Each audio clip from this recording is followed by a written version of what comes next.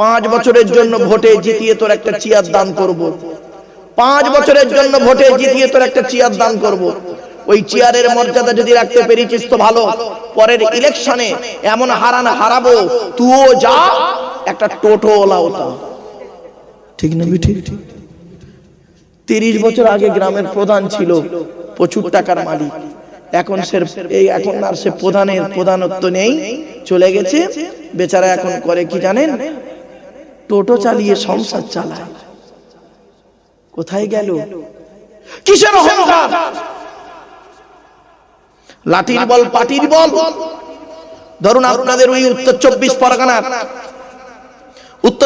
পরগনার সবথেকে বড় গুন্ডা, উদাহরণ দিচ্ছি বাবা, খারাপ ভাববেন না। উত্তর 24 পরগনার ধরুন সবথেকে বড় গুন্ডা রাস্তা দিয়ে যখন চলে 40টা বডিগার্ড নিয়ে চলে।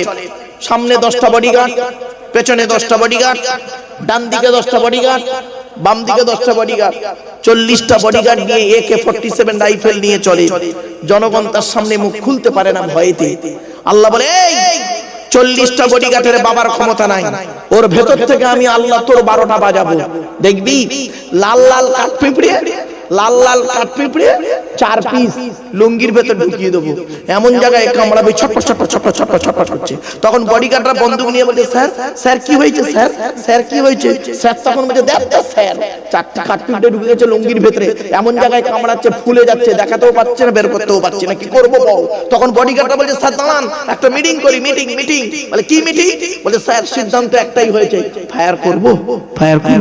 হুট হুট লুঙ্গির ভেতরে ফায়ার করবি, শেষ। মাপেরা বাড়ি থেকে ভাব চলো। তাই আল্লাহ বলে, বান্দা শোন, ইউসাব্বিহু লিল্লাহি মা ফিস সামাওয়াতি ওয়া মা ফিল আরদিল মালিকিল কুদ্দুসিল আজিজিল হাকীম। আসমান পৃথিবী জমিনে যা কিছু আছে সকলে আল্লাহ পাকের তাসবিহ যাপন করে। আমি আল্লাহ হলাম মালিক, ক্ষমতাবান। 2 নাম্বার হলো আমি আল্লাহ হলাম মালিক, 2 নাম্বার আমি আল্লাহ হলাম কুদ্দুস। আমি পুত পবিত্র বান্দারি, আমি হলাম কুদ্দুস। 3 নাম্বার আমি আজিজ, আমি আল্লাহ হলাম ক্ষমতাশীল, ক্ষমতাবান। 4 নাম্বার আমি আল্লাহ হলাম বিচারক। বান্দা শোন, তুই বিচার করিস পক্ষপাতিত্ব বিচার, আমি আল্লাহ আমার বিচারটা চুল চেরা বিচার। এজন্য বাপের আল্লাহর বিচারে যেদিন পড়বেন, ওই বিচারের কাঠগড়ায় কেউ থাকবে না, সঙ্গে কেউ থাকবে না। ওই বিচারের মাঠটার নাম হলো ইয়াউমা ইয়াজমাউকুম লিয়াউমিল জামঈ যালিকা ইয়াউমুত তাগাবুন, হার জিতের মাঠ।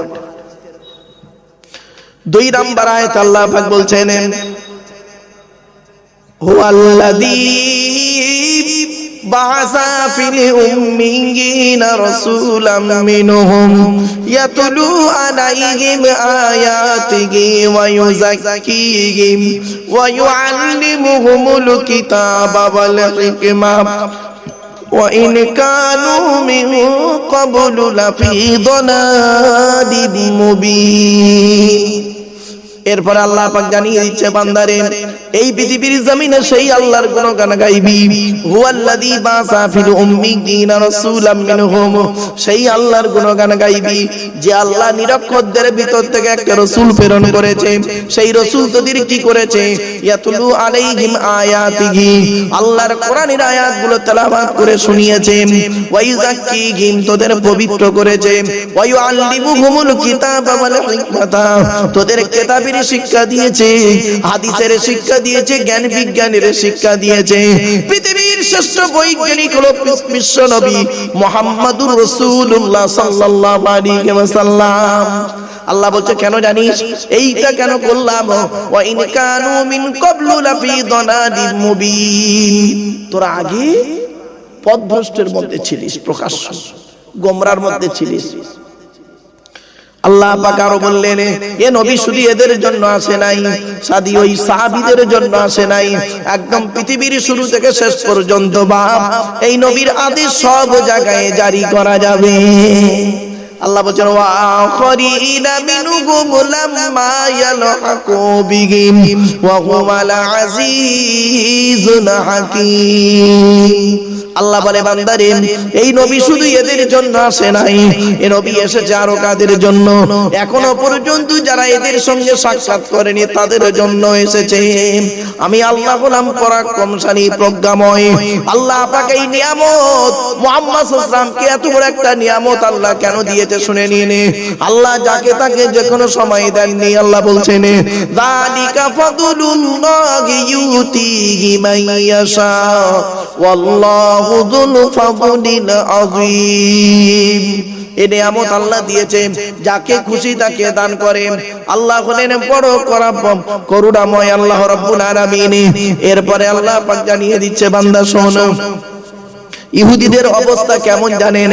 ইহুদিদের কাছে আল্লাহ পাক একটা কিতাব পাঠিয়েছিলেন, নাম হলো তাওরাত।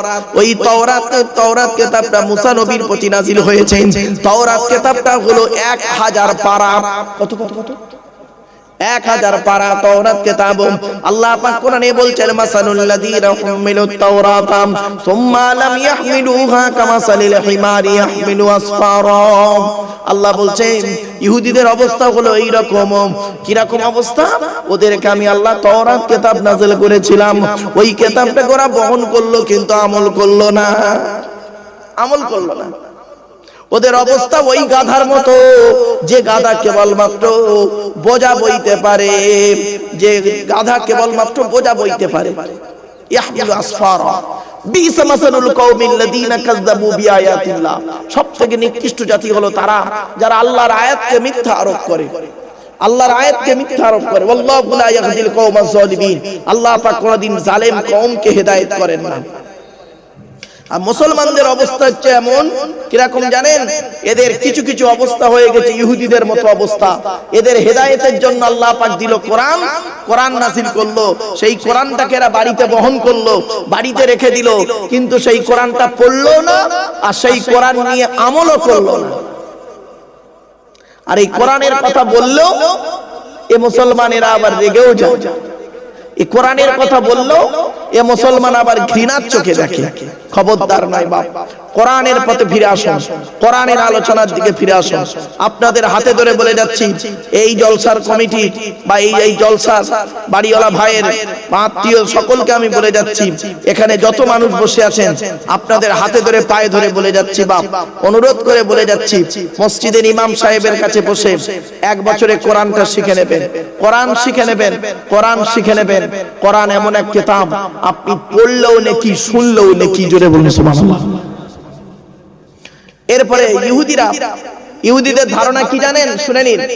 ইহুদিদের ধারণা হলো, আচ্ছা মুসলমানদের ধারণা কি বলবো নাকি, তারপরে ইহুদিদের বলবো। মুসলমানদের ধারণা হলো আমরা আল্লাহর জান্নাতবাসী মানুষ, তাই তো নাকি? আরে ভাই বলুন না। মুসলমানদের ধারণা হলো যে আমরা ঈমান এনেছি, নবীদের উপরে ঈমান এনেছি, আল্লাহর উপরে ঈমান এনেছি, কিতাবকে বিশ্বাস করেছি, সুতরাং আমরা ভালো কাজ করছি, আমরা জান্নাতি, বাকি সব জাহান্নামী, তাই তো? তো ইহুদিদের এরকম ধারণা আছে। ইহুদিরা বলে আমরা সব জান্নাতি, বাকি সব জাহান্নামী। খ্রিস্টানদের ধারণা হলো আমরা জান্নাতি, বাকি সব জাহান্নামী। তাই আল্লাহ পাক বলছেন, এই কথা নবীর কানে এসে পৌঁছায়। একজন ব্যক্তি এসে নবীকে বলেন, ইয়া রাসূলুল্লাহ, ইহুদিদের মধ্যে আলোচনা হচ্ছে যে আমরা হলাম আল্লাহর প্রিয় ব্যক্তি, আমরা হলাম আল্লাহর প্রিয় ব্যক্তি, আর বাকি সব জাহান্নামী। তো ইয়া রাসূলুল্লাহ, আমরা আপনার প্রতি ঈমান এনেছি, কোরআনের প্রতি ঈমান এনেছি, কোরআন মোতাবেক জীবন যাপন করছি, আপনার কথা মোতাবেক জীবন যাপন করছি, তাহলে আমাদের অবস্থা কি? আল্লাহ পাক এই আয়াতটা তখন নাযিল করে জানিয়ে দিলেন কি, নবী ইহুদিরা যে বলছে আমরা আল্লাহর প্রিয়, তাহলে নবী তুমি ওদের সঙ্গে একটা চ্যালেঞ্জ করো, চ্যালেঞ্জ করো। কি চ্যালেঞ্জ? যে তোমরা যদি আল্লাহর প্রিয় হও আর আমিও মুহাম্মদ সাল্লাল্লাহু আলাইহি ওয়াসাল্লাম বলছি আমিও আল্লাহর প্রিয়, তাহলে চলো ফাঁকা মাঠে তোমরা আল্লাহর কাছে হাত তুলবে, আমরা আল্লাহর কাছে হাত তুলবো, এটাই বলবো আল্লাহ এই দুই দলের মধ্যে যারা হক পথে আছে তারা বেঁচে থাকবে, যারা অন্যায় পথে আছে তাদেরকে এক্ষুনি ধ্বংস করে দাও। চলো দেখি পারবে? আল্লাহ পাক নবী মুহাম্মদ সাল্লাল্লাহু আলাইহি ওয়াসাল্লামকে বলছেন তুমি ওদের সঙ্গে এই চ্যালেঞ্জটা করো। ব্যাস আল্লাহ পাক বলছেন নবী দেখবে তুমি যখন ওদেরকে বলবে চলো, তোমরা ইহুদিরা তো বলছো আমরাই আল্লাহর প্রিয়, আর মুসলমান মুহাম্মদ সাল্লাল্লাহু আলাইহি ওয়াসাল্লামের মতে মানে মুহাম্মদ সাল্লাল্লাহু আলাইহি ওয়াসাল্লামের দলে যারা আছে ওরা সব জাহান্নামী, ওরা আল্লাহর প্রিয় নয়। তো ঠিক আছে চলো, তোমরা আমরা চলো একটা মাঠে গিয়ে আল্লাহর কাছে আমরা হাত তুলে দোয়া চাইবো যে আল্লাহ আমাদের মধ্যে যারা দুই দলের মধ্যে যে দল খারাপ আপনি তাদের জাহান্নামায় দেবেন, ধ্বংস করে দেন, যারা ভালো তাদেরকে বাঁচিয়ে রাখুন। আল্লাহ বলছে এই চ্যালেঞ্জটা করো ওদের সাথে, দেখবে ইহুদিরা জীবনে কোনোদিন এই চ্যালেঞ্জে তোমার সঙ্গে আসবে না। কারণ ওরা পৃথিবীতে বহু নবীকে হত্যা করেছে, বহু নবীর প্রতি অত্যাচার করেছে, ওরা এমন একটা অভিশপ্ত জাতি। ওরা যদি একবার হাত তুলে দোয়া চায়, বলে আল্লাহ আমি মুহূর্তের মধ্যে ওদের ধ্বংস করে দেবো। আর ইহুদিরা এটাই জানে যে আমরা যদি আল্লাহর কাছে চাই এখনই আল্লাহ আমাদের ধ্বংস করে দেবে। অনেক ঘটনা আছে বাপ, এখান থেকে ইহুদিদের আলোচনা, ব্যাপক আলোচনা, ব্যাপক আলোচনা বাপ, অধিকার যাচ্ছে না, সূরাটা আমাকে শেষ করতে হবে। চলুন আয়াতটা এবার পড়ি। قل يا أيها الذين هادوا إن زعمتم أنكم أولياء لله من دون الناس فتمنوا الموت إن كنتم صادقين। আল্লাহ পাক জানিয়ে দিচ্ছেন, কুল নবী তুমি বলো, ইয়া আইয়ুহাল্লাযীনা হাদু, হে ইহুদিরা, ইন জামতুম যদি তোমরা ধারণা করো, আন্নাকুম আউলিয়াউ লিল্লাহি মিন দুনিন নাস, আমরা হলাম আল্লাহর খুব প্রিয়, বাকি মানুষরা আল্লাহর প্রিয় নয়, তাহলে চলে এসো, ফাতামান্নাউল মাউতা, তোমরা চলে এসো, মৃত্যু কামনা করব, তোমরা মৃত্যু কামনা করো, ইন কুনতুম সাদিকিন, যদি তোমরা সত্যবাদী হয়ে থাকো। আল্লাহ পাক নিজেই বলে দিচ্ছেন, ওয়ালা ইয়াতামান্নাউনাহু আবাদাম বিমা কদ্দামাত আইদিহিম, ওরা কখনোই মৃত্যু কামনা করবে না নবী, কারণ ওরা পৃথিবীতে যে পাপ কাজগুলো করেছে আমি আল্লাহ, ওরা যদি একবার মৃত্যু কামনা করে ওদের ধ্বংস করে দেব। আল্লাহু লা ইয়াহদিল কওমাজ জালিমিন, আল্লাহ পাক কোনদিন জালিম কওমকে হেদায়েত করেন না। এরপরে আল্লাহ পাক বলছেন, নবী তুমি বলো, قل إن الموت الذي تفرون منه فإنه ملاقيكم ثم تردون إلى عالم الغيب والشهادة فينبئكم بما كنتم تعملون। قل নবী তুমি বলো, ইন্নাল মাউতাল্লাযী, মরণ থেকে তোমরা কোথায় পালাবে, তাফিরুনা মিনহু, মৃত্যু থেকে তোমরা কোথায় পালাবে, মরণ তোমাদের আচানক গিয়ে ধরবে, ফাইন্নাহু মুলাকিকুম, মরণ তোমাদের আচানক গিয়ে ধরবে, সুম্মা তুরাদ্দুনা ইলা আলিমিল গায়বি ওয়াস শাহাদা, আর মৃত্যুর পরে তোমাদেরকে আমার কাছে ফিরে আসতে হবে, ফায়ুনাব্বিউকুম বিমা কুনতুম তা'মালুন, পৃথিবীতে তোমরা যে পাপ কাজ ভালো কাজ করেছো সমস্ত খবর আমি আল্লাহ তোমাদের দিয়ে দেব। আমার বাপেরা শুনে রেখে দিন, পাঁচটা জিনিস বান্দা কারোর বলার ক্ষমতা নেই। কয়টা কয়টা কয়টা? পাঁচটা। এক নাম্বার আল্লাহ বলছেন, ইন্নাল্লাহা ইনদাহু ইলমুস সাআ, কিয়ামত কবে হবে বান্দা কারোর বলার ক্ষমতা নেই। দুই নাম্বার হলো ওয়া ইউনাজ্জিলুল গায়জ, কোন মেঘে কতটা পানি বর্ষণ হবে বান্দা কারোর বলার ক্ষমতা নেই। তিন নাম্বার ওয়া ইয়ালামু মা ফিল আরহাম, মায়ের পেটে কি আছে ওটা কেউ বলতে পারবে না, চোর হবে না, ডাকাত হবে, আলেম হবে না, হাফেজ হবে। চার নাম্বার ওয়া মা তাদরি নাফসুম মাযা তাকসিবু গাদা, আগামী কাল বান্দা কি খাবার খাবে, কত টাকা উপার্জন করবে, এ বলার ক্ষমতা তোমাদের কারোর নেই। পাঁচ নাম্বার ওয়া মা তাদরি নাফসুম বিআইয়ি আরদিন তামুত, কোন জমিনে কোথায় কি অবস্থায় কেমন করে তোমাদের মৃত্যু হবে এ বলার ক্ষমতা তোমাদের কারণ নেই, একমাত্র আমি আল্লাহই জানি। জোরে বলুন।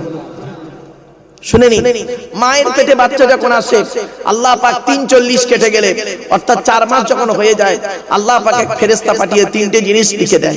এক নাম্বার আল্লাহ বলে লেখ, ফেরেশতা বলে কি লিখবো, আল্লাহ বলছেন এই পৃথিবীর দিন রাত্রির গণনাতে কতদিন বাঁচবে ওইটা তুই লেখ ওর কপালে।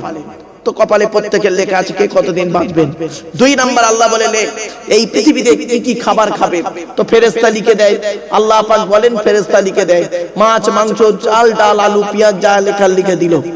তিন নাম্বার আল্লাহ পাক বলেন নবী এই ভাই ফেরেশতা তুই লেখ ওই বান্দা পৃথিবীতে কতদিন বাঁচবে, কবে ওর মৃত্যু হবে, কবে ওর মৃত্যু হবে, কোন জমিনে কোথায় কি অবস্থায় মৃত্যু হবে, আল্লাহ পাক বলে দেন, বান্দা তাই ফেরেশতা তাই সেটা লিখে দেয়। এই জন্য বাপেরা মনে রাখবেন, মৃত্যু আপনার হবেই হবে 100%, এতে কোনো সন্দেহ নেই। কুল্লু নাফসিন যায়িকাতুল মাউত, প্রত্যেক নফসকে মৃত্যুর স্বাদ চাখতে হবে। এরপরে আল্লাহ বলছে, বান্দা শোন, আইনামা তাকুনু ইদরিকুমুল মাউতু ওয়ালাউ কুনতুম ফি বুরুজিম মুশাইয়াদা। আল্লাহ বলছেন, পাহাড়ের চূড়ায় লুকাবি, মৃত্যুর ফেরেশতা ঠিক কৌশল করে পৌঁছে যাবে তোর কাছে। শুধু তাই নয়, আল্লাহ বলছে, বান্দা শোন, এখানে অনেক মানুষ তারা বসে আছে, দাঁড়িয়ে আছে, অনেকে মনে মনে ভাবছে, হুজুর আমাদের মৃত্যু কোথায় হবে, আমাদের মৃত্যু ঘরের বিছানায় হবে না, বাপ কোথায় হবে শুনে নিন। আল্লাহ নিজেই বলছে, কুল, নবী তুমি বলো, কুল্লাউ কুনতুম ফি বুয়ুতিকুম লাবারাযাল্লাযীনা কুতিবা আলাইহিমুল কতলু ইলা মাদাজিহিম। আল্লাহ পাক বলছেন সূরা আল ইমরানের মধ্যে, আল্লাহ পাক বলছেন, নবী তুমি বলে দাও, মৃত্যু যদি তোমার যুদ্ধের ময়দানে কপালে লেখা থাকে, ঘরের বিছানায় যদি শুয়ে থাকো, কৌশল করে মৃত্যুর ফেরেশতা ঠিক তোমার কাছে পৌঁছে যাবে। বন্ধুরে, মৃত্যু এমন একটা জিনিস, আজকের এই দুটো হাত দিয়ে এখানে এত মানুষ বসে আছেন, আপনারা একটু দয়া করে হাতটা তুলবেন, কাদের বাপ মারা গেছে একটু হাত তুলবেন। বাপ মারা গেছে কার? এতগুলো মানুষের বাপ মারা গেছে। মা মারা গেছে, এতগুলো মানুষের মা মারা গেছে। আবার অনেকের বাপ আর মা দুটোই মারা গেছে। বাপেরা শুনে রেখে দিন, বাম্মা হলো অমূল্য রত্ন। এই